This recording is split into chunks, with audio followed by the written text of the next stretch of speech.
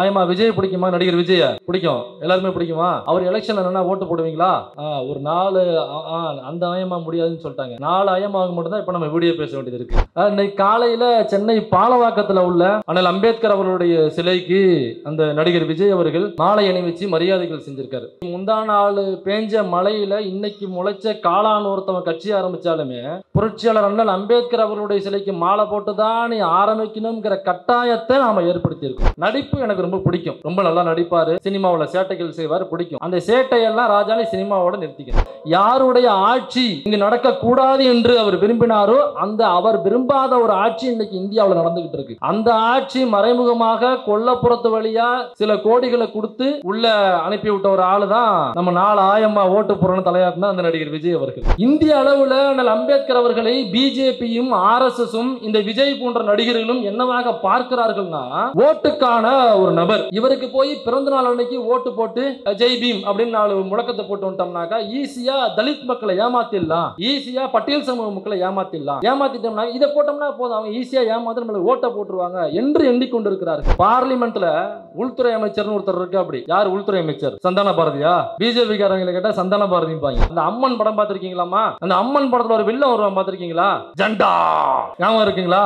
நெருப்பு எரிஞ்சுக்கிட்டு இருக்கும், யாரையாவது கொலை பண்ணணும், யாரையாவது கொள்ளையடிக்கணும், எவன் விட்டையாவது சூறையாடணும், எவன் கூடியாவது கெடுக்கணும், 4 பேரு தாலியா அறுக்கணும்னே அந்த ஜண்டாங்கிறவன். நான் சொல்றது ஜண்டாவை சொல்றேன். அந்த படத்துல அது உருவமா சொல்றேன், அந்த ஜண்டா உருவம் மாதிரியே இருப்பாப்ல. அமித்ஷான்னு ஒருத்தர் இருப்பாப்ல, உருவத்துல மட்டும் சொல்றேன். இந்த நிர்மலா சீதாராமன் ஒரு அம்மா இருக்கும், அது கண்ணில் மட்டும் தயவு செஞ்சு பற்றாதீங்க. ஏன்னாக்கா எல்லாத்துக்கும் ஜிஎஸ்டி போடும் அம்மா. அந்த ஆயமா தலையாட்டு இருக்காங்களா, 4 தடவை தலையாட்டு இருக்கீங்க, உங்களுக்கு 40 ரூபா ஜிஎஸ்டிங்க அந்த அம்மா. எல்லாத்துக்கும் ஜிஎஸ்டி போட்டுரும். 90 வச்சிருக்கீங்களா, உங்களுக்கு இவ்வளவு ஜிஎஸ்டிங்க. ஐயா தண்ணி குடிக்கிறாரா, தண்ணி பாட்டில் எவ்வளவு இருக்கும், ஐயா நீங்க ஒரு 4 ரூபா ஜிஎஸ்டி கட்டிட்டு போடுங்க அப்படின்ற உடனே அந்த அம்மா.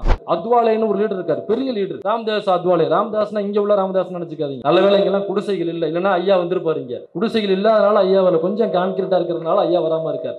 உங்க எல்லாரையும் இந்த பாப்பா முன்னாடி விபச்சாரி மகனாக விட்டு விட்டு செல்கிறேனே என்று அழுதார் தந்தை பெரியார். சூத்திரன்னா ஒண்ணும் இல்ல, விபச்சாரி மகன் அர்த்தம். சூத்திரன்னு பாப்பா நம்மள சொல்றான், கோவம் வருமா வராத? நம்ம சொன்னா நான் எங்க அம்மாவுக்கு பிறந்திருக்கேன், நீ விபச்சாரியின் மகனே விலை மாதிரின் மகன்னா யார நீ கேள்வி பேசுற? நீ வர்ற ஒரு அரை மணி நேரம் உண்டானு சொல்ற, போகும்போது 10,000 ரூபாய் லவுட்டிட்டு போற.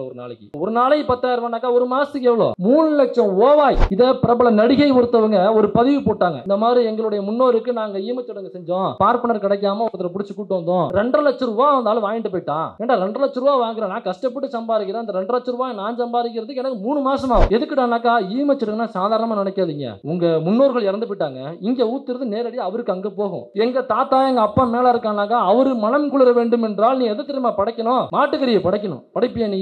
அம்பேத்கர் வேறு, பெரியார் வேறு. அம்பேத்கரை விட பெரியார் ரொம்ப கீழானவர். அம்பேத்கரும் பெரியாரும் ஒன்று அல்ல, அம்பேத்கரும் பெரியாரும் எதிரெதிர் முனைகள் அப்படின்னு சில தற்கூரிகள் இப்ப பேசிக்கிட்டு தெரியுது. இவங்களை எப்படியாவது பிரிச்சணும்னு சில RSS இடம் கொல்லப்புறத்துல சில அமௌண்ட்களை வாங்கி கொண்டு சில முற்போக்காளர்கள் என்ற போர்வையில சில முட்டா பீசுகள் இங்க பேசிக்கிட்டு இருக்காங்க. அவர்களுக்கு நாம் உள்ளே இடம் தரக்கூடாது. கிரியப்பா சாலை doctor Ambedkar GR youth club சார்பாக நடத்தப்படும் இந்த நிகழ்விற்கு என்னை அழைத்த தோழர் செந்தில் அவர்களுக்கும் மற்றும் இந்த கிளப்பில் உள்ள மற்ற தோழர்கள் அனைவருக்கும் என்னுடைய முதற்கண் வணக்கத்தை தெரிவிச்சுக்கிறேன். அந்த நிகழ்ச்சிக்கு வரணும்னு நேற்று மதியம் தான் இன்னொரு செந்தில் குமார் அப்படிங்கிற ஒரு தோழர் தான் ஃபோன் பண்ணி சொன்னார். நேற்று மதியத்துக்கு மேலே தான் ஃபோன் பண்ணார். அதுக்கப்புறம் நான் ஓகேன்னு சொல்லி வந்துடுறேன் தோழர் அப்படின்னு சொன்னேன். ஏன்னாக்கா புரட்சியாளர் அண்ணல் அம்பேத்கர் அவர்களுடைய பிறந்த நாளுக்கு பேச அழைக்கிறாங்கன்னா அதை எப்படி மறுக்க முடியும்? அதனால் இன்றைக்கி நம்ம இந்த மைக்கை பிடிச்சி இப்படி சுதந்திரமாக என்னால் 4 வார்த்தை பேச முடியுது அப்படின்னாக்கா அதற்கு காரணம் புரட்சியாளர் அண்ணல் அம்பேத்கர் அவர்கள் மட்டுமே தான். அவர் எழுதிய அரசியலமைப்பு சட்டம் இருக்கு இல்லைங்களா, அந்த சட்டம் தான் இன்னைக்கு நம்ம இப்படி அவருடைய பிறந்தநாள் அன்னைக்கு பிறப்பால் உயர்வு தாழ்வு கற்பிக்கும் ஜாதியை ஒழிப்போம், பிறப்பால் உயர்வு தாழ்வு கற்பிக்கும் வர்ணாசிரமத்தை ஒழிப்போம், பிறப்பால் உயர்வு தாழ்வு கற்பிக்கும் மனு தர்மத்தை ஒழிப்போம் அப்படின்னு நம்மளால உறக்க சொல்ல முடியுதுனாக்கா அதற்கு புரட்சியாளர் டாக்டர் அண்ணல் அம்பேத்கர் அவர்கள் எழுதிய அந்த அரசியலமைப்பு சட்டம் ஒன்றுதான் காரணமே தவிர வேறு எதுவும் கிடையாது. அதனால புரட்சியாளர் அண்ணல் அம்பேத்கர் அவருடைய பிறந்த நாளை நம்ம இன்னும் வெகு சிறப்பாக கொண்டாடணும். இந்த கிரியப்பா சாலையில் உள்ள இந்த அமைப்பு இந்த இப்படி ஒரு நிகழ்ச்சி ஏற்பாடு பண்ணதில் ரொம்ப மற்றற்ற மகிழ்ச்சி. இப்போ புரட்சியாளர் அண்ணல் அம்பேத்கர் அவர்கள் பற்றி பேசும்பொழுது நீங்கள் எல்லாம் படம் பார்ப்பீங்கன்னு நினைக்கிறேன். விஜயை பிடிக்குமாப்பா? ஆயம்மா விஜய் பிடிக்குமா? நடிகர் விஜய பிடிக்கும், எல்லாருமே பிடிக்குமா? எனக்கும் பிடிக்கும். விஜய் படங்கள்லாம் பார்ப்பீங்களா? அவர் எலெக்ஷன்ல என்னன்னா ஓட்டு போடுவீங்களா? ஓட்டு போடுவீங்களாம்மா? போடுவீங்களா? ஓட்டு போடுவீங்களா? ஒரு 4 அந்த ஆயமா முடியாதுன்னு சொல்லிட்டாங்க. 4 ஐயமாக மட்டும்தான் இப்போ நம்ம வீடியோ பேச வேண்டியது இருக்கு. அதனால இந்த வீடியோ முடிச்சுட்டு போறதுக்குள்ள அந்த 4 ஐயமாவை இல்லை ஓட்டு போட மாட்டோம்னு நம்ம சொல்ல வச்சு அனுப்பணும். இன்னைக்கு காலையில சென்னை பாலவாக்கத்தில் உள்ள அண்ணல் அம்பேத்கர் அவர்களுடைய சிலைக்கு அந்த நடிகர் விஜய் அவர்கள் மாலை அணிவிச்சு மரியாதைகள் செஞ்சிருக்காரு. அதுக்கு ரொம்ப மகிழ்ச்சி தான். ஏன்னா புரட்சியாளர் அண்ணல் அம்பேத்கர் அவர்களுடைய பெயரை சொல்லி தான் இன்னைக்கு முந்தா நாள் பேஞ்ச மழையில இன்னைக்கு முளைச்ச காளான் ஒருத்தவன் கட்சி ஆரம்பிச்சாலுமே புரட்சியாளர் அண்ணல் அம்பேத்கர் அவர்களுடைய சிலைக்கு மாலை போட்டு தான் நீ ஆரம்பிக்கணுங்கிற கட்டாயத்தை நாம ஏற்படுத்தியிருக்கோம். அவன் அண்ணல் அம்பேத்கர் அவர்களுடைய ஐடியாலஜிக்கு எதிராக கூட இருக்கலாம். ஆனால் அம்பேத்கர் அவர்கள் இந்த இந்தியாவை யார் ஆளக்கூடாது என்று நினைத்தார்களோ அவர்களுடைய ஆட்சி என்று நடைபெற்று கொண்டிருக்கிறது இந்த இந்தியாவில் பிஜேபியினுடைய ஆட்சி.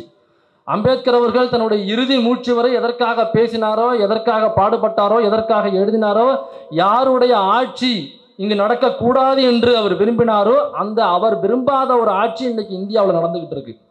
அந்த ஆட்சி மறைமுகமாக கொல்லப்புறத்து வழியா சில கோடிகளை கொடுத்து உள்ள அனுப்பி விட்ட ஒரு ஆளு தான் நம்ம 4 ஆயம்மா ஓட்டு போறோன்னு தலையாட்டினா அந்த நடிகர் விஜய் அவர்கள். இன்னைக்கு தம்பிகள்லாம் நிறைய பேர் நிற்கிறாங்க, சின்ன பசங்கள்லாம். எனக்கும் விஜய் படம் பிடிக்கும். முதல் நாள் ஃபர்ஸ்ட் டே ஃபர்ஸ்ட் ஷோ, அது 1000 ரூபா டிக்கெட்டாக இருந்தாலும் கொடுத்து போய் பார்த்துருவேன். நடிப்பு எனக்கு ரொம்ப பிடிக்கும், ரொம்ப நல்லா நடிப்பார், சினிமாவில் சேட்டைகள் செய்வார், பிடிக்கும். அந்த சேட்டையெல்லாம் ராஜானி சினிமாவோட நிறுத்திக்கணும். அரசியல் காலத்தில் நம்ம சேட்டையெல்லாம் வச்சுக்க கூடாது. ஏன்னா பாருங்க, கிரியப்ப சாலையில் இங்கே உள்ள மக்கள் எவ்வளவு புரிதலோட அண்ணல் அம்பேத்கர் அவருடைய பிறந்த நாளை கொண்டாடுறாங்க பாருங்க. எந்த ரசிகருடைய பிறந்த நாளையும் கொண்டாடலை, அதற்காக இந்த கூட்டம் கூடலை. நல்லா புரிஞ்சுக்கணும். கொள்கை தலைவன், நம்முடைய வழிகாட்டி, நம்முடைய தலைவன், நம்முடைய ஆசான் அண்ணல் அம்பேத்கர் அவர்களுடைய பிறந்த நாளுக்கு இவ்வளவு கூட்டம் இங்கே கூடியிருக்கு. இதுலேருந்தே நீ புரிஞ்சுக்கணும். உன் படத்துக்கு வருவாங்க, பார்ப்பாங்க, விசிலடிப்பாங்க, சேரை உடைப்பாங்க, கண்ணாடியை உடைப்பாங்க, எல்லாம் நடக்கும். உனக்கு வசூலை அள்ளி தருவாங்க, உனக்கு பல கோடிகள் 1000 கோடிகளை அள்ளி தருவாங்க. ஆனால் ஓட்டு மட்டும் உனக்கு கிடையாது ராஜா. இதெல்லாம் நீ புரிஞ்சுக்கணும். நம்மளை ஏமாத்துறதுக்கு அண்ணல் அம்பேத்கருக்கு மாலை போடுறதுக்கு வருவாங்க. அவர் மட்டும் மாலை போடுறதுக்கு வரல.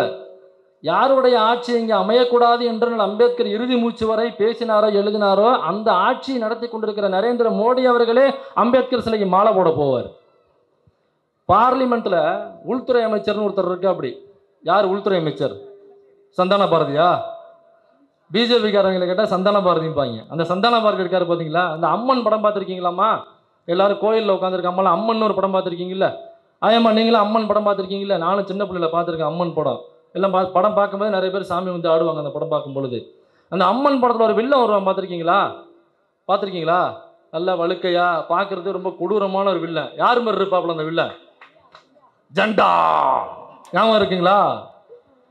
நல்லா முன்னாடி யாகத்தை போட்டு நெருப்பு எரிஞ்சுக்கிட்டு இருக்கோம். யாரையாவது கொலை பண்ணணும், யாரையாவது கொள்ளையடிக்கணும், எவன் விட்டையாவது சூறையாடணும், எங்கேயாவது வன்முறை பண்ணணும், எங்கேயாவது கலவரம் பண்ணணும், எவன் கூடியாவது கெடுக்கணும், 4 பேர் தாலியை அறுக்கணும்னே அந்த ஜண்டாங்கிறவன். நான் சொல்றது ஜண்டாவை சொல்றேன். அந்த படத்துல நீங்க வேற யாரையும் இது பண்ணி அந்த ஜண்டா அப்படிதானே பண்ணுவாமா? கரெக்டா?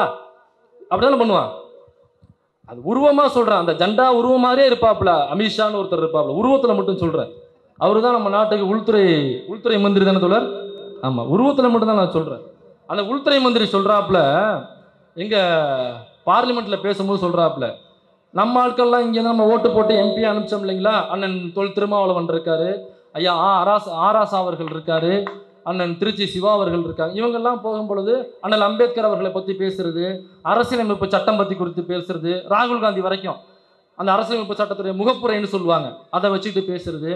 இப்போ அந்த முகப்புரையை காமிச்சு பேசணுன்னே நம்மளால கடுப்பாயிட்டாரு. யாரு? ஜண்டா. இது அவர் பேருங்க, இவர் அமித்ஷா அவர் கடுப்பாயிட்டாரு.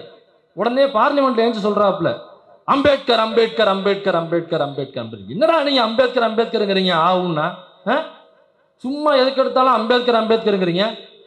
அம்பேத்கர் பேரை சொல்றதுக்கு கடவுள் பேரை சொன்னாவது உங்களுக்கு சாகும் போது மோட்சம் கிடைக்கும்டா, சொர்க்கத்துக்கு போகலாம்.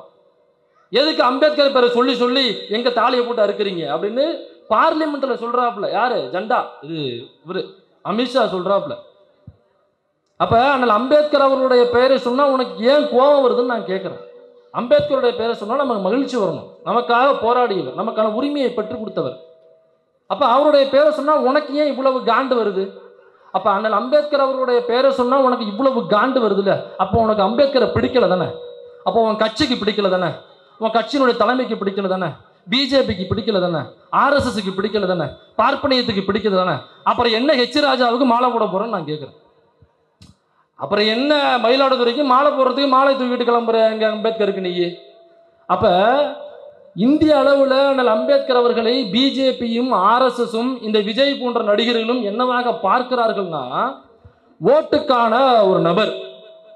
இவருக்கு போய் பிறந்த நாள் அன்னைக்கு ஓட்டு போட்டு ஜெய் பீம் அப்படின்னு 4 முழக்கத்தை போட்டு வந்துட்டோம்னாக்கா ஈஸியா தலித் மக்களை ஏமாத்திடலாம், ஈஸியா பட்டியல் சமூக மக்களை ஏமாத்திட்டோம்னா இதை போட்டோம்னா போதும், அவங்க ஈஸியா ஏமாத்தி நம்மளுக்கு ஓட்டை போட்டுருவாங்க என்று எண்ணிக்கொண்டிருக்கிறார்கள். இந்தியா முழுக்க நிறைய தலித் லீடர்ஸ் இருக்காங்க. அத்வாலேன்னு ஒரு லீடர் இருக்காரு, பெரிய லீடர், ராம்தாஸ் அத்வாலே. ராம்தாஸ்னா இங்க உள்ள ராமதாஸ் நினைச்சுக்காதீங்க. நல்ல வேளை இங்கெல்லாம் குடிசைகள் இல்லை, இல்லைன்னா ஐயா வந்திருப்பாரு. இங்க குடிசைகள் இல்லாதனால ஐயா வரல, கொஞ்சம் கான்கிரீட்டா இருக்கிறதுனால ஐயா வராம இருக்கார். குடிசை மட்டும் இருந்துச்சுனாக்கா ஐயா ஏன்னா குடிசை மாற்று வாரியத்தில் முக்கியமான தலைவர் அவர். குடிசை மாற்று வாரியம்னு ஒன்று திமுக கொண்டு வந்துச்சு, ஞாபகம் இருக்குங்களா உங்களுக்கு? குடிசை வீடுகள் எல்லாம் கான்கிரீட் வீடுகள்லாம் மாற்றினாங்க. ஏன்னா ஐயா ராமதாஸ் அவர்கள் தலையெடுக்கும் பொழுதுதான், பாமக ராமதாஸ் அவர்கள் தலையெடுக்கும் பொழுதுதான் இந்த குடிசை மாற்று வாரியம் அப்படிங்கிறது திமுக கொண்டு வருது. ஏன் கொண்டு வருதுன்னா குடிசையை கொளுத்தி விட்டுருவாங்க, அது பாட்டுக்கு எரிஞ்சிருது அப்படிங்கிறதுனால அதை கான்கிரீட் வீடாக மாற்றினாங்க. அந்த ராமதாஸை நான் சொல்லலை, ராமதாஸ் அத்வாலேன்னு ஒருத்தர் இருக்கார். அவர் பெரிய தலித் சமூகத்துக்கான ஒரு லீடரா வட மாநிலத்தில் இருக்கார். அதே மாதிரி பாஸ்வான் ஒருத்தர் இருக்கார், அவரும் தலித் சமூகத்துக்கான ஒரு பெரிய லீடரா வட மாநிலத்தில் அறியப்படுறவங்க. இவங்க எல்லாருமே இன்னும் எண்ணற்ற தலித் லீடர்ஸ் இருக்காங்க. தலித் பார்ட்டி வச்சிருப்பாங்க, தலித் மக்கள் பெரும்பான்மையாக உள்ளடக்கிய ஒரு கட்சி வச்சிருப்பாங்க. இவங்க எல்லோரும் இன்னைக்கு எங்க நிற்கிறாங்கன்னா, அவங்களுடைய புகைப்படங்கள்ல பாத்தீங்கன்னாக்கா இதே மாதிரி ஃப்ளெக்ஸ் வைக்கும்போது பின்னாடி புரட்சியாளர் அம்பேத்கருடைய போட்டோ வச்சுப்பாங்க. அவங்களுடைய டேபிள்ல புரட்சியாளர் அம்பேத்கருடைய சிலையை வச்சுப்பாங்க. எங்க பார்த்தாலும் ஜெய் பீம் அப்படின்லாம் சொல்லுவாங்க. ஆனா இவர்கள் இன்று எங்கு போய் தங்களுடைய கட்சியை அடமானம் வைத்திருக்கிறார்கள் என்றால், அண்ணல் அம்பேத்கர் அவர்கள் தன்னுடைய இறுதி மூச்சு வரை யார் இந்த நிலத்தை ஆளக்கூடாது என்று நினைத்தாரோ அந்த பிஜேபி, அந்த ஆர்எஸ்எஸ் தன்னுடைய ஒட்டுமொத்த கட்சியையும் கொண்டு போய் அடமானம் வைத்தவர்கள். ராம்தாஸ் அத்வாலே முதலிருந்து பாஸ்வான் வரைக்கும் அனைத்து தலித் லீடர்ஸும் கொண்டு போய் தன்னுடைய கட்சியை கொண்டு போய் அடமானம் வச்சுட்டாங்க. ஆனால் ஒட்டுமொத்த இந்தியாவிலையுமே இந்த பிஜேபி ஆர்எஸ்எஸ்னுடைய பயத்திற்கு, இவங்களுடைய தூண்டுகோல் இருக்கு, இவங்களுடைய பணத்திற்கு, இவங்களுடைய அதிகாரத்திற்கு, இவங்களுடைய மிரட்டுதல் இருக்கு, இவங்களுடைய அடிபணிதல் இருக்கு. ஒருபோதும் அடிபணியாத இந்தியா முழுக்க உள்ள தலித் லீடர்ஸ்ல ஒரே ஒரு லீடர்னாக்கா அது என்னுடைய தலைவர் தொல் திருமாவளவன் அவர்கள் மட்டும்தான். வேற அனைத்து தலித் லீடர்ஸும் இன்னைக்கு ஆர்எஸ்எஸ் கைப்பிடியில் இருக்காங்க. அண்ணன் திருமாவர்கள் மட்டும்தான் இன்னைக்கு விலை போகாத ஒரு தலித் பார்ட்டிகள். அதாவது தலித் பார்ட்டினா விசிகா என்பது தலித் மக்களுக்கான பார்ட்டி மட்டும் அல்ல, இன்னைக்கு எல்லா சாதியை சார்ந்தவர்களும் விசிகாக்குள்ள இருக்காங்க. ஏன்னா விசிகா என்பது அனைத்து சாதிகளுக்குமாக குரல் கொடுக்கக்கூடிய ஒரு தலைவர் திருமா என்பதை இன்னைக்கு எல்லா மக்களும் புரிஞ்சுக்கிட்டாங்க. இதே மாதிரிதான் அண்ணல் அம்பேத்கர் அவர்கள் தலித் மக்களுக்காக மட்டும் குரல் கொடுத்தவர் அல்ல. அனைத்து சாதிகளுக்குமான உரிமைகள் பறிக்கப்படும் பொழுது அனைத்து சாதிகளையும் சுயமரியாதையோடு நிமிர்ந்து நிற்க வேண்டும் என்று அரசியலமைப்பு சட்டம் எழுதிய அனைத்து மக்களுக்குமான தலைவர் அண்ணல் அம்பேத்கர் அவர்கள்.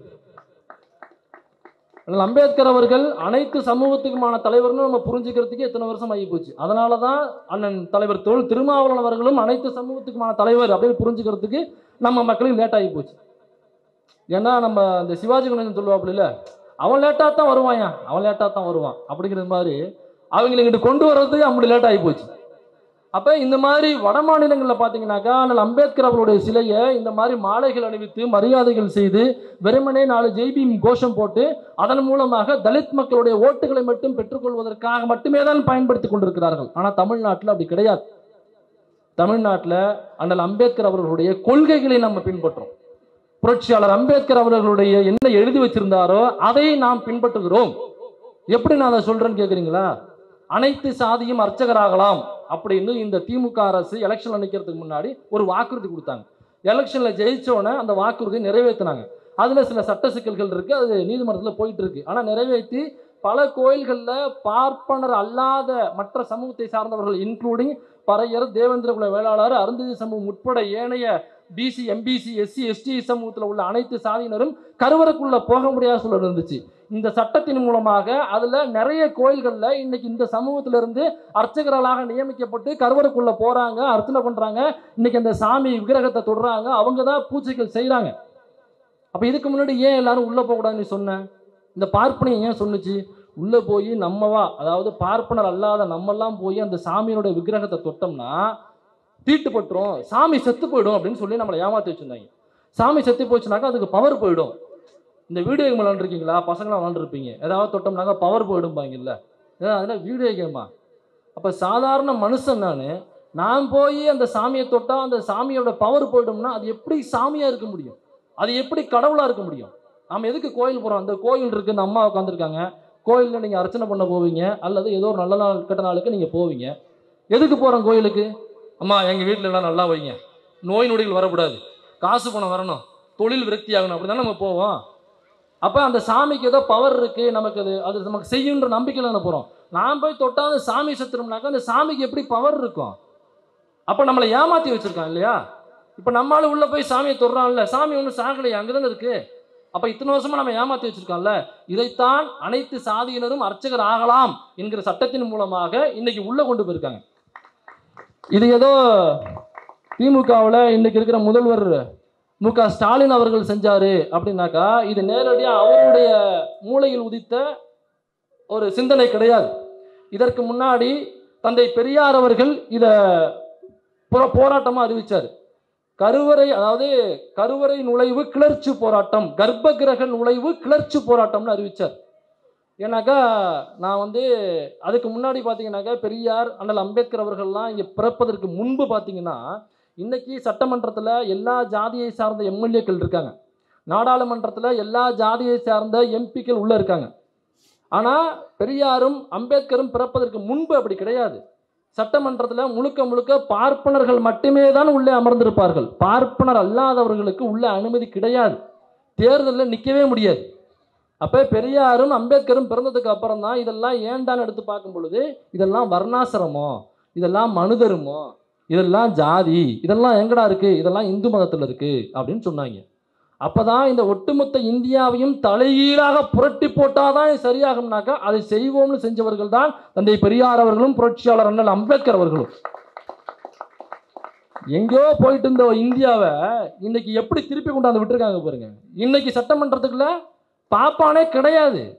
எந்த பார்ப்பனரும் நீங்க சட்டமன்றம், தமிழ்நாடு சட்டமன்றத்தில் பார்ப்பனர்கள் கிடையாது. முன்னாடி அப்படி இல்லை, ஒட்டுமொத்தமாக நூலை பிடிச்சிருந்தா அவள் தானே உட்காந்துருப்பா, நம்மவா உள்ளே போகவே முடியாது. அப்படி இருந்த சட்டமன்றத்தை தலைகீழாக புரட்டி போட்டிருக்காங்க. இதற்கு எத்தனை வருஷம் உழைச்சிருக்காங்க அண்ணல் அம்பேத்கர் அவர்களும் தந்தை பெரியார் அவர்களும். ரெண்டு பேரும் சேர்ந்துக்கிட்டு சவுக்கு எடுத்து, சவுக்குனாக்கா நீங்கள் இந்த அண்ணாமலை அடிச்சுக்கிட்டாப்புல அந்த சவுக்கு இல்லை, அது பஞ்சு சவுக்கு, இது மாட்டுத்தோல் சவுக்கு, இது மாட்டு வாலில் செஞ்ச சவுக்கு. ரெண்டு பேரும் கையில் எடுத்தாங்க மாட்டுத்தோலில் செஞ்ச சவுக்கை எடுத்து விளாறுன்னு விளாசினதுல இந்த பார்ப்பன கும்பல் எங்கே ஓடி ஒளிஞ்சுன்னே தெரில. அப்படி இருந்த சட்டமன்றம் இன்னைக்கு பார்ப்பனரே இல்லாத சட்டமன்றமாக மாறி இருக்கிறது. இவ்வளோ பெரிய தலைகள் மாற்றத்தை ஏற்படுத்தியவர்கள் புரட்சியாளர் அண்ணல் அம்பேத்கர் அவர்களும் தந்தை பெரியார் அவர்களும். இப்போ தந்தை பெரியார் சொல்றாரு கர்ப்ப கிரக நுழைவு போராட்டம் வரும்னு அறிவிக்கிறார், சாகரத்துக்கு கொஞ்சம் வருஷத்துக்கு முன்னாடி. ஏன்னாக்கா அவர் கூப்பிட்டு சொல்றாப்புல, நான் பெரிய தமிழ்நாடு முழுக்க போராடி நான் உங்கள் எல்லாரையும் அமைச்சராக பார்த்துட்டேன், உங்கள் எல்லாரையும் மத்திய அமைச்சராக பார்த்துட்டேன், உங்களை முதலமைச்சராக பார்த்துட்டேன், உங்களை அரசு அதிகாரிகளை பார்த்துட்டேன், பார்ப்பனர்கள் உங்களை ஒடுக்கிறதுலேருந்து நம்ம எல்லாரும் சுயமரியாதையாக வாழ்கிற ஒரு வாழ்க்கையை என் கண்ணு முன்னாடி நானே அதை பார்த்துட்டேன். ஆனால் எனக்கு ஒரே ஒரு குறை மட்டும் இருக்கிறது என்றார். என்ன அந்த குறை? இந்த குறை கர்ப்ப கிரக நுழைவு. நம்மளால் இன்னமும் அந்த கோவிலுக்குள்ள உள்ள கர்ப்ப கிரகத்துக்குள்ள நுழையக்கூடாது. காரணம் நீ சூத்திரன்னு சொல்கிறானே, உங்கள் எல்லாரையும் இந்த பாப்பா முன்னாடி விபச்சாரி மகனாக விட்டு விட்டு செல்கிறேனே என்று அழுதார் தந்தை பெரியார். சூத்திரன்னா ஒன்றும் இல்லை, விபச்சாரி மகன் அர்த்தம். சூத்திரன்னு பாப்பா நம்மளை சொல்கிறான், பாப்பா நம்மளை சூத்திரன்னு சொல்கிறான், பார்ப்பனர் அல்லாதவங்கள சூத்திரன்னு சொல்கிறான். அதுக்கு அர்த்தம் என்னன்னாக்கா இதுதான், விலை மாதரின் மகன்னு அர்த்தம்.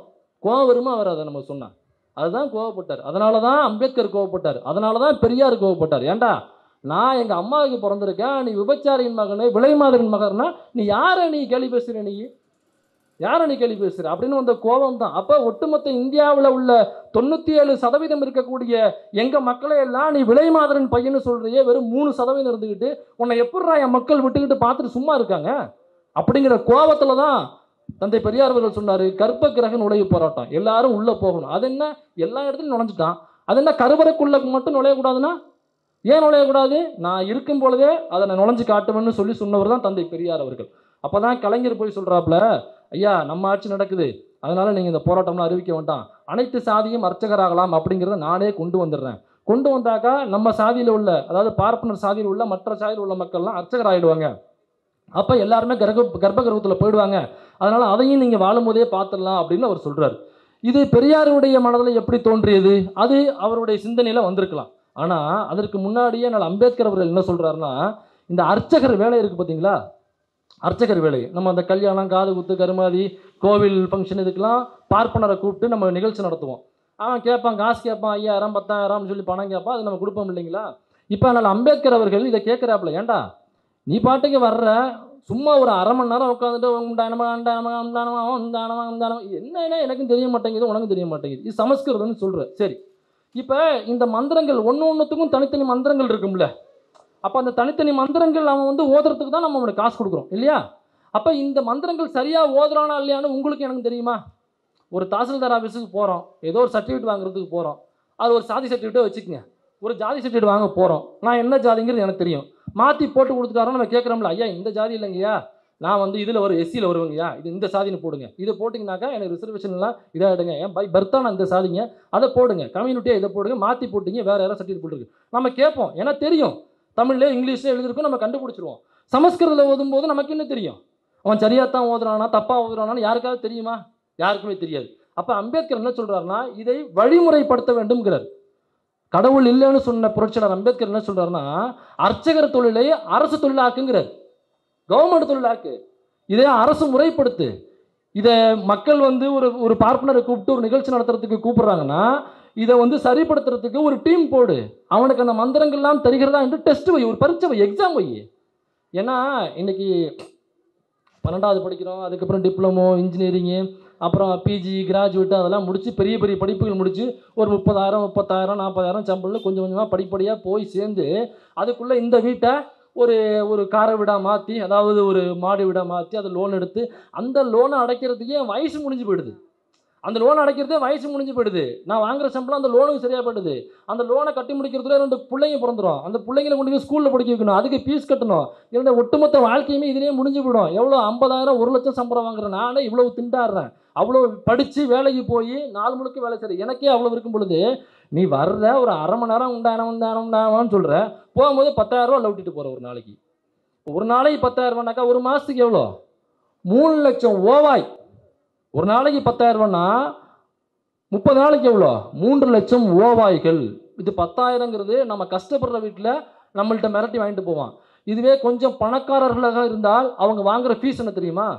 சாதாரணமாக ஈமச்சடங்குன்னு சொல்லுவாங்கல்ல, செத்து போனவன செய்வாங்கள்ல ஈமச்சடங்கு, அதில் பார்ப்பனர்கள் கொஞ்சம் பணம் படைச்சவன் பசையாக இருக்கான் அப்படின்னாக்கா எவ்வளோ திரும்ப வாங்குவாங்க? 2.5 லட்சம் ரூபா. ஒரு அரை மணி நேரம் ஈமச்சடங்கு செய்வதற்கு 2.5 லட்சம் ரூபாய். இதை பிரபல நடிகை ஒருத்தவங்க ஒரு பதிவு போட்டாங்க. இப்போ ஒரு 2 வாரத்துக்கு முன்னாடி இந்த ட்விட்டர்னு சொல்லுவாங்க இல்லைங்களா, அதில் ஒரு பதிவு போடுறாங்க. இந்த மாதிரி எங்களுடைய முன்னோருக்கு நாங்கள் ஈமச்சடங்கு செஞ்சோம், பார்ப்பனர் கிடைக்காம ஒருத்தரை பிடிச்சி கூட்டு வந்தோம், 2.5 லட்சம் ரூபா வந்தாலும் வாங்கிட்டு போயிட்டான். ஏன்டா 2 லட்ச ரூபா வாங்குறேன், நான் கஷ்டப்பட்டு சம்பாதிக்கிறேன், அந்த 2 லட்ச ரூபாய் நான் சம்பாதிக்கிறதுக்கு எனக்கு 3 மாதம் ஆகும். கஷ்டப்பட்டு ஓடி உழைச்சி பல பிஸ்னஸ் பண்ணாலுமே 2 லட்ச ரூபாய் நான் முழுசாக பார்க்கறதுக்கு 3 மாதம் நம்மளுக்கு ஆகும். ரொம்ப ஒரு அளவுக்கு சம்பாதிக்கிறோன்னு வச்சுக்கோங்க, 3 மாதம் ஆகும். அரை மணி நேரத்தில் 2 லட்ச ரூபா வாங்கிட்டு போயிடா. அப்போ 3 மாதம் ஆகுது அந்த 2 லட்ச ரூபா நான் சம்பாதிக்கிறதுக்கு. அது சம்பாதிச்சதுக்கு ஜிஎஸ்டி கட்டணும். நான் இந்த நிர்மலா சீதாராமன் ஒரு அம்மா இருக்கும், அது கண்ணில் மட்டும் தயவு செஞ்சு பற்றாதீங்க. ஏன்னாக்கா எல்லாத்துக்கும் ஜிஎஸ்டி போடும் அந்த அம்மா. இப்போ அந்த அம்மா அந்த ஆயம்மா தலையாட்டிட்டு இருக்காங்களா, 4 தடவை தலையாட்டிருக்கீங்க, உங்களுக்கு 40 ரூபா ஜிஎஸ்டிங்க. அந்த அம்மா எல்லாத்துக்கும் ஜிஎஸ்டியை போட்டுருவோம். 90 வச்சிருக்கீங்களா, உங்களுக்கு இவ்வளோ ஜிஎஸ்டிங்க. ஐயா தண்ணி குடிக்கிறாரா, தண்ணி பாட்டில் எவ்வளோ இருக்கும், ஐயா நீங்கள் ஒரு 4 ரூபா ஜிஎஸ்டி கட்டிட்டு போடுங்க அப்படின்ற உடனே அந்த அம்மா கொஞ்சம் கூட ஈவு இரக்கம் கருணை எதுவுமே இல்லாத ஒரு வடிவம்னா, அவ்வளவு திமிரான, அவ்வளவு ஒரு அதிகார திமிரோட ஒரு உடல் மொழி இருக்கும். நீங்கள் பார்த்துருக்கீங்களான்னு தெரியல, அந்த நிர்மலா சீதாராமன் எலெக்ஷன் அப்போ 2 தடவை தமிழ்நாட்டுக்கு அனுப்புவாங்க, அதோட பிஜேபி நம்ம நல்லா பொட்டிக்கிட்டுருவாங்க. அவங்க 2 தடவை வந்து பிரச்சாரம் பண்ணாக்கா பிஜேபி அங்கே பொட்டி ஆகிடும். அந்த அளவுக்கு ஒரு அதிகார திமிரோட பேசக்கூடிய அம்மா தான். அதே நம்ம 3 லட்ச ரூபா சம்பாதிக்கிறதுக்கு ஜிஎஸ்டி பே பண்ணணும், நம்ம வருமான வரி கட்டணும். அந்த வரி இந்த வரின்னு சொல்லிட்டு 3 லட்ச ரூபா சம்பாதிச்சோம்னாக்கா நம்ம கைக்கு வருது 1.5 லட்ச ரூபா தான் வரும். 1 லட்ச ரூபா அந்த வரி இந்த வரினே போட்டு பிடிச்சிருவாங்க. நீ அரை மணி நேரம் சும்மா உண்டானமா போட்டு 2 லட்ச ரூபா வாங்குற, ஜிஎஸ்டி கட்டினியா? இதற்கு ஜிஎஸ்டி உண்டா?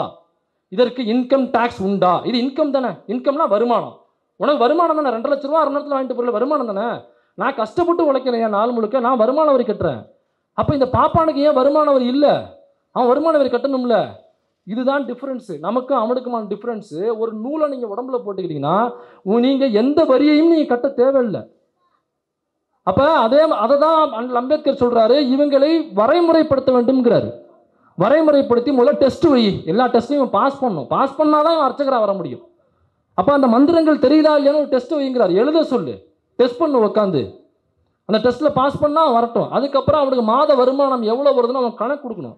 கணக்கு கொடுத்து அதற்கு உள்ள இன்கம் டேக்ஸ் அவன் கட்டணும். அதற்கு உள்ள வரிகளை அவன் கட்ட வேண்டும். அங்கே அந்த பூஜை செய்வதற்கு என்னென்ன சாமான்கள் வாங்க வேண்டும் என்பதை அரசு கவர்மெண்ட் நீ போட்டு லிஸ்ட்டை கொடு, அதான் அவன் வாங்கட்டும். ஏன்னா சிங்கப்பூரில் இதே மாதிரி ஒரு ஈமச்சடங்கு சிங்கப்பூரில் உள்ளவங்க பண்ணுறாங்க. உண்மையிலே நடந்த நிகழ்வு. ஒரு லேடி ஒருத்தவங்க அவங்களுடைய வீட்டில் யாரும் இறந்து போயிட்டாங்க, ஈமச்சடங்கு பண்ணுறாங்க. அதற்கு ஈமச்சடங்கு இல்லை, கல்யாணமோ ஏதோ ஒரு ஃபங்க்ஷன். அதுக்கு அந்த பாப்பா இருக்கும் இல்லைங்களா, அந்த நிகழ்ச்சி வராருனாக்கா முதல் நாள் லிஸ்ட்டு கொடுத்துருவாப்புல என்னென்ன வாங்கணும் அப்படின்னு. அதற்கு அவர் கொடுத்த லிஸ்ட் என்ன தெரியுமா? அந்த ஐயரு சிங்கப்பூரில் அந்த அம்மா வீடியோ போடுறாங்க, இந்த மாதிரிலாம் கேட்குறாங்க சிங்கப்பூர்லன்னு சொல்லிட்டு. இப்போ ஏதோ ஒரு நிகழ்ச்சி நடத்துறதுனா ஒரு யாகமே இருக்கட்டுமே, நெய் தேவைப்படும், எண்ணெய் தேவைப்படும், பொரி, அரிசி, வேற என்ன, வெத்தலை, பாக்கு, சுண்ணாம்பு, அப்புறம் தேங்காய், இதெல்லாம் தேவைப்படும். இல்லை சில பேர் இந்த காய்கறி ஈரெல்லாம் உள்ளே போடுவாங்க, அதெல்லாம் தேவைப்படும். ஆனால் அந்த ஐயர் என்ன தெரியுமா எழுதி கொடுத்தான்? மைலோ, ஒரு கிலோ பாக்கெட்டு மைலோனா நம்ம பூஸ்ட்டு ஹார்லிக்ஸ் இருக்குல்ல, அந்த மாதிரி மைலோன்னு ஒன்று இருக்குது. மைலோ 1 கிலோ ஒரு பாக்கெட்டு, ஜாக்கி பனியன் ஒரு 4. இதெல்லாம் எதுக்கு? இது இவன் போகிற லிஸ்ட்டு. அந்த லிஸ்ட்டை வாங்கிட்டு அவங்க காமிக்கிறாங்க. அது கிட்டத்தட்ட 1 லட்ச ரூபா அந்த லிஸ்ட்டு கொண்டு போய் பர்ச்சேஸ் பண்ணிட்டு வராங்க. கடையில் போய் வாங்கிட்டு வர்றாங்க. இந்த மைலோ, லொட்டு லொஸ்க்கு, பட்டு புடவை இதெல்லாம் இருக்கான். அதில் வாங்கினா 1 லட்ச ரூபா அதில் அந்த குண்டத்தில் போடுறதுக்குன்னு சொல்லி வாங்கி இவன் பேக்கெட் பண்ணிட்டு போயிட்டான். இப்போ நெய் ஊற்றுறதுனா கவனிச்சிருக்கீங்களா? நெய்னாக்கா அவன் எழுதுவான் நம்பர் 1 நெய்ன்னு எழுதுவான். அது நான் நெய்யிலேயே விலை அதிகமாக உள்ள நெய்ன்னு எழுதுவான். எண்ணெய்னாக்கா விலை அதிகமாக உள்ள நல்ல நெய்ன்னு எழுதியிருப்பான், அந்த ரேட்டு போட்டிருப்பான். எதுக்குடானாக்கா ஈமச்சடங்குனா சாதாரணமாக நினைக்காதீங்க. உங்கள் முன்னோர்கள் இறந்து போயிட்டாங்க, இங்கே ஊற்றுறது நேரடியாக அவருக்கு அங்கே போகும். உயிரோடு இருக்கும்போது அவர் தண்ணி ஊற்றிருந்தாக்க அவர் போயிருக்க மாட்டாருங்கிறது வேற விஷயம். செத்ததுக்கு அப்புறம் இவர் நம்பர் 1 நெய், நம்பர் 1 எண்ணெய் ஊற்றணுமா, இதை நம்மக்கிட்ட அவர் எழுதி கொடுப்பாப்புல அந்த பாப்பான். அப்போ எங்கள் தாத்தா இறந்து விட்டார்னு வச்சு, எங்கள் தாத்தா உசுரோடு இருக்கும் பொழுது அவர் சாதாரண 10 ரூபா பாக்கெட் எண்ணெயை ஊற்ற சாப்பிட்ருப்பார். அதுக்கு மேலே அவர் வாங்க ஏன்டா இவ்வளோ காசு கொடுத்து எண்ணெய் எந்த லூசு படாத வாங்கலாம்னு சொல்லிட்டு வாங்க மாட்டார். நம்மளாம் பொருளாதாரத்தில் கொஞ்சம் மிடில் கீழே இருக்கிறவங்க எல்லாமே நம்ம பார்த்து தான் வாங்குவோம். இப்போ விலை கம்மியாக எந்த எண்ணெய் இருக்குது அதை கொடுங்க, அப்படி தான் நம்ம சொல்லி வாங்குவோம் இல்லையா? அப்போ எங்கள் தாத்தா இறந்து போயிட்டாருனாக்கா அவர் மேலே இருந்துக்கிட்டு என்ன 1000 ரூபாய் எண்ணெயை வாங்கி குடிப்பார், 10 ரூபா எண்ணெய் தான் குடிப்பார். இப்போ 10 ரூபா எண்ணெய் ஊற்றணும். இப்போ இந்த பாப்பா எதுக்கு என்கிட்ட 1000 ரூபாய் எண்ணெய் எதுக்கு எழுதி கொடுக்குறான்? அப்போ இந்த எண்ணெய் எதுக்கு எங்கள் அப்பனுக்கா உங்கள் அப்பனுக்கா? நான் கேட்பேனா கேட்க மாட்டேன்னா? அப்போ இந்த எண்ணெய் எங்கள் அப்பனுக்கு இல்லை, 10 ரூபா எண்ணெய் தான் எங்கள் அப்பனுக்கு. நீ வாங்குற 1000 ரூபானா உங்கள் அப்பனுக்கு சொல்லிட்டு போகிற. இதுதான் அம்பேத்கர் சொல்கிறாரு, வரைமுறைப்படுத்துங்கிறார். வரைமுறைப்படுத்து. இல்லை ஒருவேளை ஈமச்சடங்கு செய்யும் பொழுது எங்கள் தாத்தா எங்கள் அப்பா மேலே இருக்கானாக்கா அவர் மனம் குளிர வேண்டும் என்றால் நீ எதை தெரியுமா படைக்கணும்? மாட்டுக்கறியை படைக்கணும். படைப்பியா நீ? எங்கள் தாத்தா மாட்டுக்கறி தான் திம்பார், எங்கள் தாத்தா கோழிக்கறி ஆட்டுக்கறி தான் திம்பார். நீ அதை படைப்பியா? படைக்கிறது அந்த ஈமச்சடங்கு அதானே செய்யணும். எது அவங்களுக்கு பிடிக்குமோ அதுதானே வாங்கி வைப்போம். நம்மளுக்கு என்ன சாப்பிடுவாங்க? ஒரு கோட்டு சாப்பிடுவாங்க 6 மணிக்கு மேலே இல்லையா? அந்த ஆயம் வர தலையாட்டி அடிக்கும். சாயங்காலத்து 6 மணிக்கு மேலே ஒரு கோட்டு சாப்பிடுவாங்க, அதுக்கு ஒரு பீஃப் தொட்டுக்க அதை வாங்கி வச்சு படைப்பியா நீ? எங்கள் தாத்தா அதை வச்சு தான் மலர் குளிர்வார். அப்போ அதை வச்சுக்கலாமா? அதை ஏன் வைக்க மாட்டேங்கிற? அப்போ அது அவர்களுக்கு படைக்கப்படுகிறது அல்ல, நம்மவா பேரை போட்டு அவா சுருட்டிட்டு போகிறது. இதைத்தான் அம்பேத்கர் அவர்கள் சொல்கிறாரு, இதை வரைமுறைப்படுத்துங்கிறார். அனைத்து சாதியும் அர்ச்சகராகலாம்ங்கிறது இங்கேருந்து தான் வருது. இதை சட்டத்துக்குள்ளே கொண்டு வா, கவர்மெண்ட்டுக்குள்ளே கொண்டு வாங்கிறார். அப்போ இதை வரைமுறைப்படுத்தினா தான் இங்கே அனாமத்தா போகிற காசுகளுக்கு கணக்கு வரும் கவர்மெண்ட்டுக்கு. இதைத்தான் என்ன பண்ணுறாருனாக்கா பெரியார், இது இவங்க பேசிக்கிட்டு செஞ்சது இல்லை. இவங்க பெரியார் வடக்க இருக்கிறார், இது புரட்சியாளர் அண்ணல் அம்பேத்கர் வடக்க வேலை செய்கிறார். தெற்க வேலை செஞ்சது தந்தை பெரியார் அவர்கள். ஆனால் 2 பேரும் சந்திச்சிருக்காங்க, பேசிக்கிறாங்க. ஆனால் அதிகமாக சந்தித்ததில்லை. ஆனால் பேச்சு போக்குவரத்தெல்லாம் உண்டு. ஆனால் அவர் வேலை செய்கிறாரு, இவர் வேலை செய்கிறாரு. 2 பேரும் ஆனால் ஒரே வேலை தான் செய்கிறாங்க. எப்படி? ஏன்னா 2 பேரும் நினச்சாங்க, இந்த மக்கள் இவ்வளவு கஷ்டப்படுறதுக்கு காரணம் என்னன்னு யோசிச்சாங்க. இவ்வளோ மக்கள் எல்லாம் உழைக்கிறாங்க, நான் முழுக்க எப்படி இவ்வளோ கஷ்டத்தில் இருக்காங்கன்னு யோசிச்சாங்க. ஜாதி பை பர்த், பிறப்பால இவன் இந்த சாதி அப்படிங்கிறதுனால ஒட்டுமொத்த உழைப்பையும் பார்ப்பனர் சமூகத்திற்கு, அதை சார்ந்த சமூகத்திற்கு இவர்கள் அந்த உழைப்பை கொடுக்க வேண்டும், அதற்கு எந்த ஊதியமும் அவர்கள் பெறக்கூடாது என்று மனு தர்மத்தில் எழுதியிருக்கு. அப்போ நாமெல்லாம் பெரியாரும் அம்பேத்கரும் பிறப்பதற்கு முன்னாடி எப்படின்னா, இன்னைக்கு நம்ம ஒரு இடத்துக்கு வேலைக்கு போகிறோம், வேலை செய்கிறோம், சம்பளம் வாங்குகிறோம், வர்றோம், அது வேறு. முன்னாடி எப்படி இருந்துச்சுனாக்கா, போய் வேலை செய்வோம், சம்பளம் தரமாட்டாங்க. ஊரில் கிராமத்தில் அந்த பண்ணையார் முறைன்னு சொல்லுவாங்க, கேள்விப்பட்டிருக்கீங்களா? பண்ணையார்த்துவம்னு சொல்லுவாங்க. அந்த பண்ணையில் போய் வேலை பார்ப்பாங்க, சம்பளம் தர மாட்டாங்க. ஒரு வேளை 2 வேளை கஞ்சி ஊற்றுவாங்க, அவ்வளோதான். அப்போ முன்னாடிலாம் அப்படி தான் இருந்துச்சு. பாப்பானுக்கோ அல்லது அதற்கு கீழே உள்ள இடைநிலை சாதிகளுக்கோ போய் வேலை செய்யணும், சம்பளம் தர மாட்டாங்க. ஒரு வேளை 2 வேளை, அந்த ஒரு வேளை 2 வேளை கஞ்சி எதுக்கு ஊற்றுறாங்கன்னா, நம்ம உசுரோடு இருக்கணும்ல உழைக்கிறதுக்கு, அதற்காக ஊற்றுவாங்க. அதெல்லாம் இதைத்தான் அம்பேத்கர் இதை வழிமுறைப்படுத்த வேண்டும் என்று அம்பேத்கர் சொன்னார். இதுதான் பெரியார் இங்கே சொன்னார், அனைத்து சாதியும் அர்ச்சகர் ஆலம் என்று பெரியார் சொன்னார். பெரியார் அண்ணல் அம்பேத்கர் அவர்கள் சொல்றாரு, வடக்கு பிற்போக்கு, வடக்கு மூட நம்பிக்கைகளை உள்வாங்கிய பகுதி, தெற்கு முற்போக்கு, தெற்கு சமூக நீதி என்று சொன்னார். இது என்னன்னா வேற ஒன்றும் இல்லை. அதாவது தெற்குனாக்கா நம்ம ஊர் தான், நம்ம ஊர் முற்போக்கான ஊர், எல்லாரும் சமூக நீதியாக பார்க்குறாங்க, கொஞ்சம் பெட்டராக இருக்குது தெற்க அப்படின்னு சொல்கிறாரு. ஆனால் வடக்க ரொம்ப மோசமான ஏரியா, அங்கே பிற்போக்கான ஏரியா அப்படின்னு நம்ம சொல்லலை, புரட்சியாளர் அம்பேத்கர் அவர்கள் சொல்கிறார். அப்போ அம்பேத்கர் அவர்கள்ட்ட போய் கேட்குறாங்க, ஒரு பத்திரிகையாளர் போய் கேட்குறாரு, ஒரு நண்பர் ஒருத்தர், ஏங்க நீங்கள் வடக்க நிறைய மாநிலங்களுக்கு போய் பேசுகிறீங்க, தலித் மக்களுக்காக போய் பேசுகிறீங்க, ஒடுக்கப்படுற மக்களுக்காக போய் பேசுகிறீங்க, ஆனால் ஏன் தமிழ்நாட்டுக்கு மட்டும் ஏன் நீங்கள் அதிக முறை வரவே மாட்டேங்கிறீங்க? ரொம்ப ரொம்ப ரேராக எப்பயாவது தான் வர்றீங்க, ஏன் அதிகமாக உங்களுடைய பயணம் தமிழ்நாட்டுக்குள் இல்லை என்று அண்ணல் அம்பேத்கரிடம் ஒரு பத்திரிகையாளர் ஒரு முறை கேட்குறாப்புல.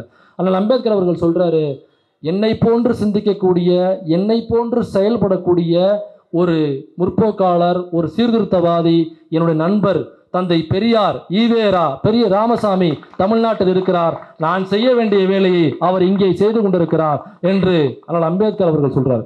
இதை தெரியாத சில அறிவியலிகள், இதை தெரியாத சில தற்கூறிகள் என்னன்னா, அம்பேத்கர் வேறு, பெரியார் வேறு, அம்பேத்கரை விட பெரியார் ரொம்ப கீழானவர், அம்பேத்கரும் பெரியாரும் ஒன்று அல்ல, அம்பேத்கரும் பெரியாரும் எதிரெதிர் முனைகள் அப்படின்னு சில தற்கூறிகள் இப்போ பேசிக்கிட்டு தெரியுது.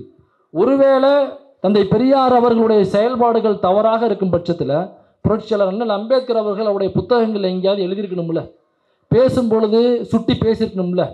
நாட்டினுடைய பிரைம் மினிஸ்டராக இருந்த அப்பொழுது பிரைம் மினிஸ்டராக இருந்த ஜவஹர்லால் நேரு அவர்களுக்கு எதிராக அம்பேத்கர் பேசியிருக்கார். பிரைம் மினிஸ்டருக்கு எதிராகவே அம்பேத்கர் பேசியிருக்கார்.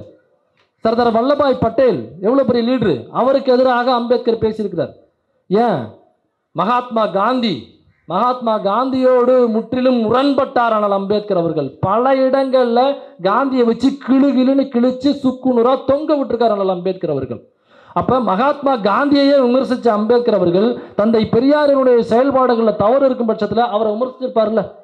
ஏன் ஒரு இடத்துல கூட, ஒரு முறை கூட, ஒரு வார்த்தை கூட தந்தை பெரியார்களுக்கு எதிராக ஏன் அம்பேத்கர் அவர்கள் பேசவில்லை? ஏனென்றால் ஒரு நாணயத்தின் இரு பக்கம் அண்ணல் அம்பேத்கர் அவர்களும் தந்தை பெரியார் அவர்களும். மிகவும் சதையுமாக இருந்தவர்கள் தந்தை பெரியார் அவர்களும் அண்ணல் அம்பேத்கர் அவர்களும். இவங்களை எப்படியாவது பிரிச்சுன்னு சில RSS-இடம் கொல்லப்புறத்தில் சில அமௌண்ட்டுகளை வாங்கி கொண்டு சில முற்போக்காளர்கள் என்ற போர்வையில் சில முட்டா பீஸுகள் இங்கே பேசிக்கிட்டு இருக்காங்க. அவர்களுக்கு நாம் உள்ளே இடம் தரக்கூடாது. தந்தாக்கா முதல்ல பெரியார் அம்பேத்கரும் வேறன்னு பேசுவாங்க. அப்புறம் என்ன தெரியுமா பேசுவாங்க? அந்த அஜெண்டா சக்ஸஸ்னா அடுத்தது நைஸாக அப்படியே அண்ணாமலையை உள்ளே எடுத்துகிட்டு வருவாங்க. அண்ணாமலைக்கு பின்னாடி அப்படியே நரேந்திர மோடியை உள்ளே எடுத்துகிட்டு வருவாங்க. அப்படியே மோகன் பகவத், அப்படியே RSS உள்ளே எடுத்துகிட்டு எப்படி ராம்தாஸ் அத்வாலே, பாஸ்வான் போன்றவர்கள் செயல்பட்டார்களோ அதுபோன்று இங்கு செயல்படலாம் என்று ஒரு பகல் கனவை கண்டு கொண்டிருக்கிறார்கள் இந்த பரதேசி கும்பல்கள். இது ஒருபோதும் தமிழ்நாட்டில் நடக்காது என்பதை நாம் அவர்களுக்கு தெரிவிக்க வேண்டும்.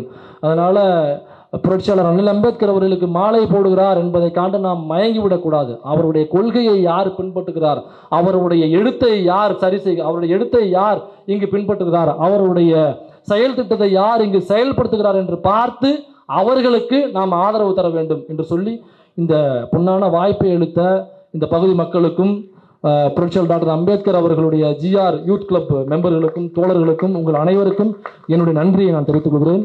நன்றி, வணக்கம்.